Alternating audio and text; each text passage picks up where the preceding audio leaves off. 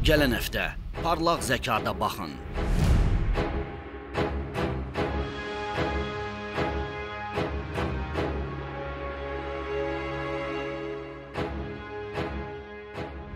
Dörddə bir final mövzusu Nəsrəddin Tusiyə əsr olunub.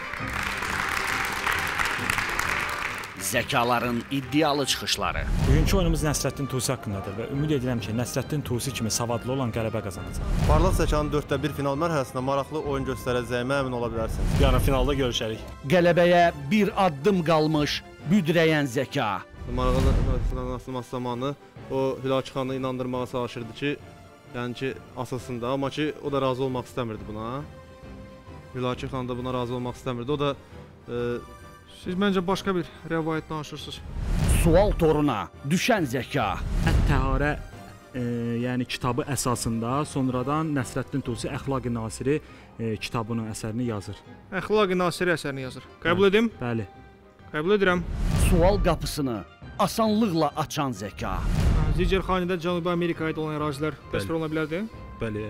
Səadət adaları indiki Antil adalarının yerində yerləşir. Və Xristofor Kolumb da həmin bu elmi işdən faydalanır. Paskanelli'nin müəllimi idi, o göstərmişdi ona. Parlaq zəkanın növbəti mərhələsində kimi görəcəyik? Bazar günü saat 11-də.